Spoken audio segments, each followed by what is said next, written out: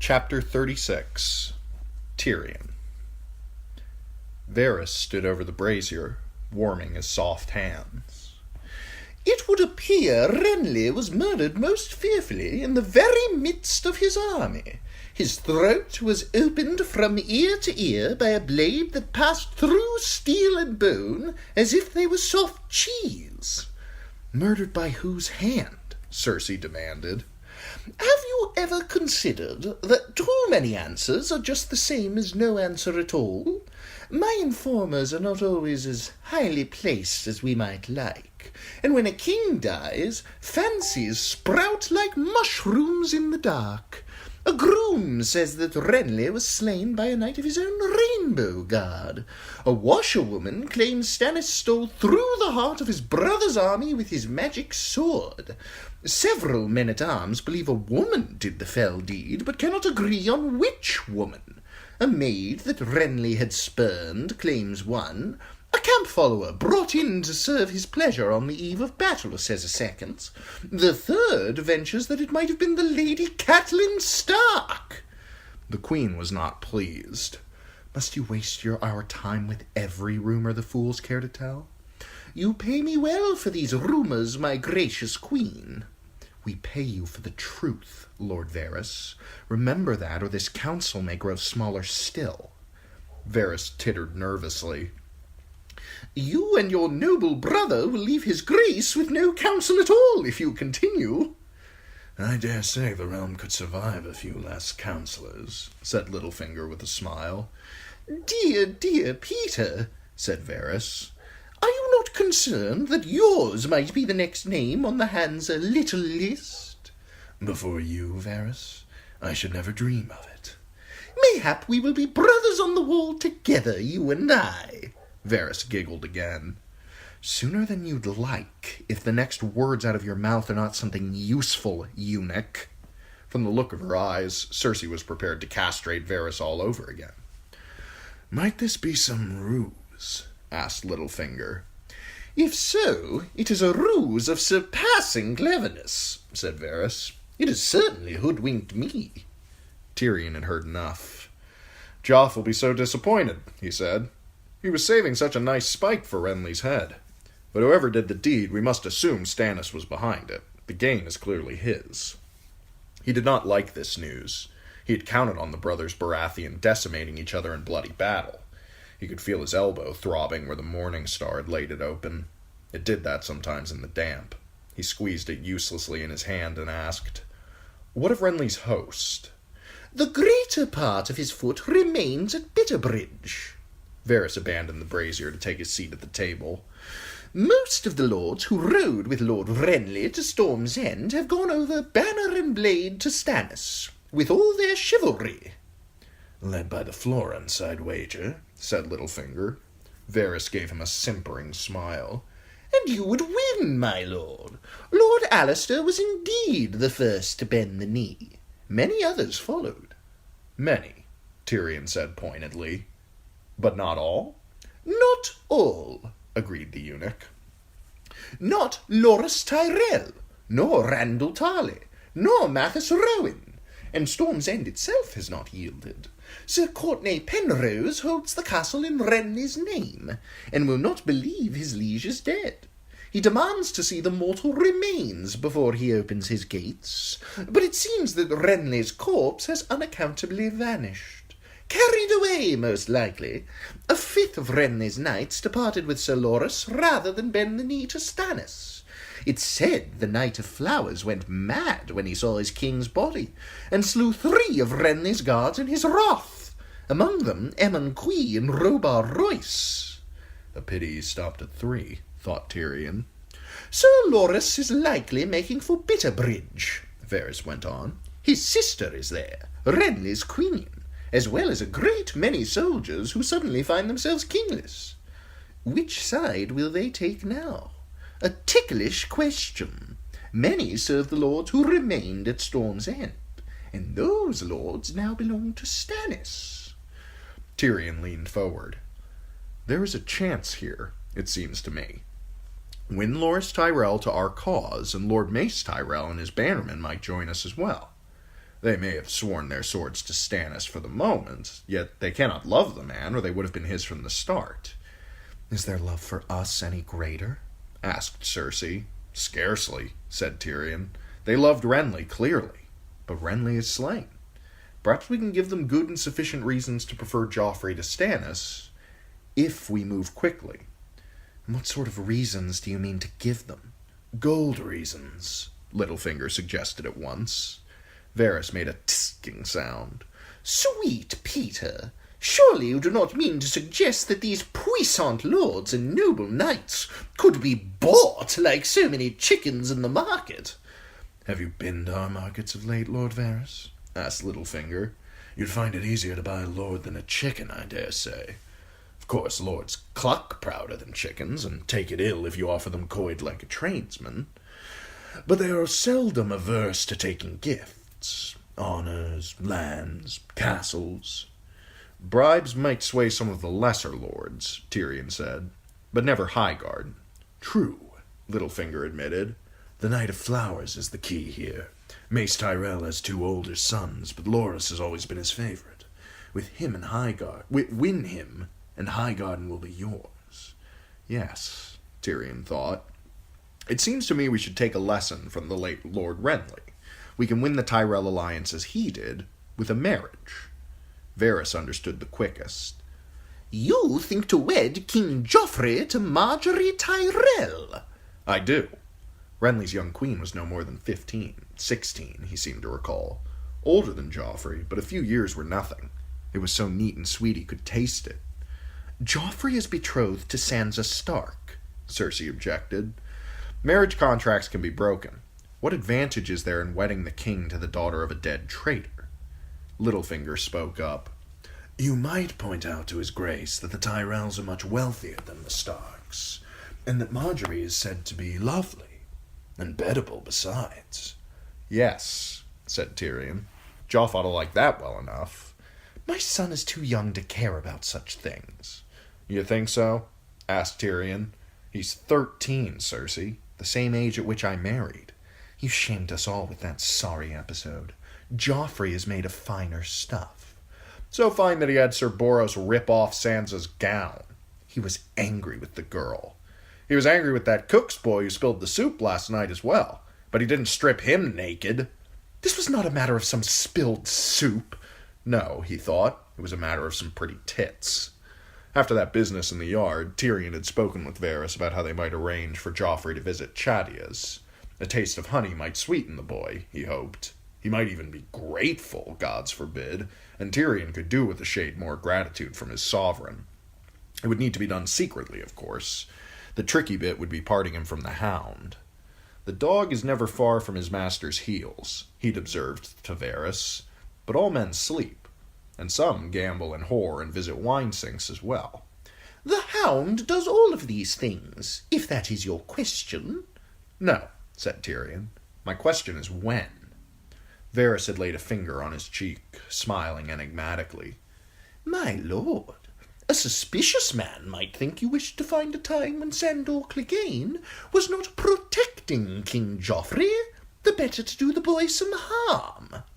Surely you know me better than that, Lord Varys, Tyrion said. Why, all I want is for Joffrey to love me. The eunuch had promised to look into the matter. The war made its own demands, though. Joffrey's initiation into manhood would need to wait. Doubtless you know your son better than I do, he made himself tell Cersei. But regardless, there's still much to be said for a Tyrell marriage. It may be the only way that Joffrey lives long enough to reach his wedding night. Littlefinger agreed. The Stark girl brings Joffrey nothing but her body, sweet as that may be. Margaery Tyrell brings 50,000 swords and all the strength of Highgarden. Indeed. Varys laid a soft hand on the queen's sleeve. You have a mother's heart, and I know his grace loves his little sweetling. Yet kings must learn to put the needs of the realm before their own desires. I say this offer must be made. The queen pulled free of the eunuch's touch. You would not speak so if you were women. Say what you will, my lords, but Joffrey is too proud to settle for Renly's leavings. He will never consent. Tyrion shrugged. When the king comes of age in 3 years, he may give or withhold his consent as he pleases. Until then, you are his regent and I am his hand, and he will marry whomever we tell him to marry, leavings or no." Cersei's quiver was empty. "Make your offer, then. But God save you all if Joff does not like this girl." "I'm so pleased we can agree," Tyrion said. "Now, which of us shall go to Bitterbridge? We must reach Sir Loras with our offer before his blood can cool." "You mean to send one of the council?" "I can scarcely expect the Knight of Flowers to treat with Bronn or Shagga, can I? The Tyrells are proud." His sister wasted no time trying to twist the situation to her advantage. "Sir Jacklin Bywater is nobly born. Send him." Tyrion shook his head. "We need someone who can do more than repeat our words and fetch back a reply.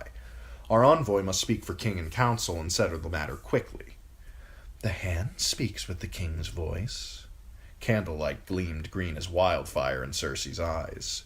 "If we send you, Tyrion, it will be as if Joffrey went himself. And who better? You wield words as skillfully as Jaime wields a sword." "Are you that eager to get me out of the city, Cersei?" he thought. "You are too kind, sister.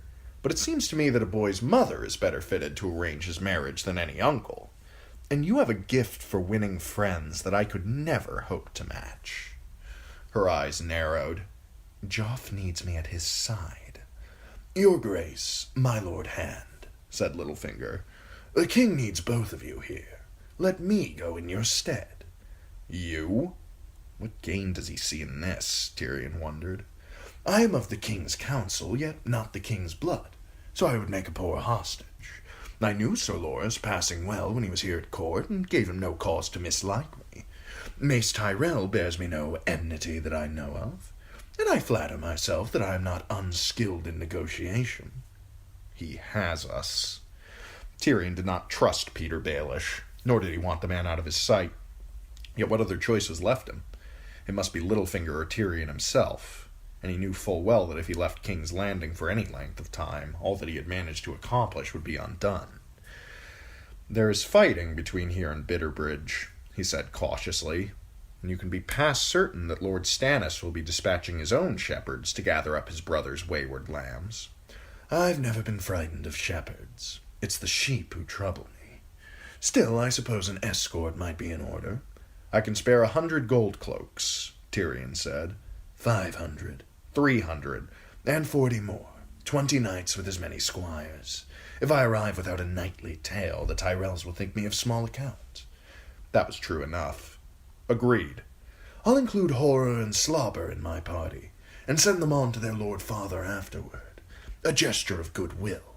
We need Paxter Redwine. He's Mace Tyrell's oldest friend, and a great power in his own right." "And a traitor," the Queen said, balking. "The Arbor would have declared for Renly with all the rest, except that Redwine knew full well his whelps would suffer for it." "Renly is dead, your Grace," Littlefinger pointed out, "and neither Stannis nor Lord Paxter will have forgotten how Redwine galleys closed the sea during the siege of Storm's End. Restore the twins, and perchance we may win Redwine's love." Cersei remained unconvinced. "The others can keep his love. I want his swords and sails. Holding tight to those twins is the best way to make certain that we'll have them." Tyrion had the answer. "Then let us send Sir Hobber back to the Arbor and keep Sir Horace here. Lord Paxter ought to be clever enough to riddle out the meaning of that, I should think." The suggestion was carried without protest, but Littlefinger was not done. "We'll want horses, swift and strong. The fighting will make remounts hard to come by. A goodly supply of gold will also be needed, for those gifts we spoke of earlier." "Take as much as you require. If the city falls, Stannis will steal it all anyway." "I'll want my commission in writing, a document that will leave Mace Tyrell in no doubt as to my authority, and grant me full power to treat with him concerning this match and any other arrangements that might be required, and to make binding pledges in the king's name. It should be signed by Joffrey and every member of this council, and bear all our seals." Tyrion shifted uncomfortably. "Done. Will that be all? I remind you there's a long road between here and Bitterbridge." "I'll be riding it before dawn breaks." Littlefinger rose. "I trust that on my return the king will see that I am suitably rewarded for my valiant efforts in his cause." Varys giggled. Joffrey is such a grateful sovereign. I'm certain you will have no cause to complain, my good, brave lord. The queen was more direct. What do you want, Peter? Littlefinger glanced at Tyrion with a sly smile. I shall need to give that some consideration. No doubt I'll think of something. He sketched an airy bow and took his leave, as casual as if he were off to one of his brothels. Tyrion glanced out the window. The fog was so thick that he could not even see the curtain wall across the yard. A few dim lights shone indistinct through that grayness. A foul day for travel, he thought. He did not envy Peter Baelish. We had best see to drawing up those documents. Lord Varys, send for parchment and quill, and someone will need to wake Joffrey. It was still gray and dark when the meeting finally ended. Varys scurried off alone, his soft slippers whisking along the floor. The Lannisters lingered a moment by the door. How comes your chain, brother? The queen asked as Sir Preston fastened a vair-lined cloth of silver cloak about her shoulders. Link by link it grows stronger.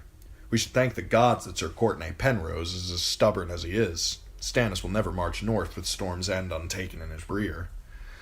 Tyrion, I know we do not always agree on policy, but it seems to me that I was wrong about you.